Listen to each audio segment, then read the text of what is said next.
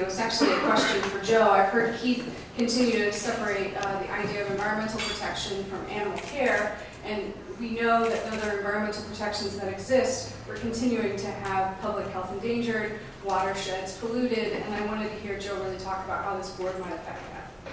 Well, we really don't know. Of course, the board has not convened, but I can tell you that a lot of people have expressed concern that since the ballot language includes issues about biosecurity, about local foods and things of this nature, that it tends to have a little bit of an expansive nature to it. And so people are concerned. I think there was a question earlier about environmental aspects, and people are concerned that either this board might decide that some practices, animal care practices, are related to environmental issues and try to create some standards pertaining to that. We don't think that's appropriate. We think that this constitutional issue sets a bad precedent for addressing things. We think that they should be done in an open legislative forum.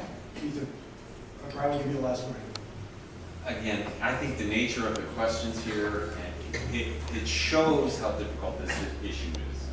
Again, I come back and say that it is our objective to create a process for this conversation to continue, and where all sides can be heard in public meetings that will be covered by the press, that will be paid attention to by the policymakers and politicians, that will become part of the future campaigns of your local representative and the governor, and that this will continue. It's to come in and just with an individual thing, just completely turn what we do on its head is not wise. There has to be a process here.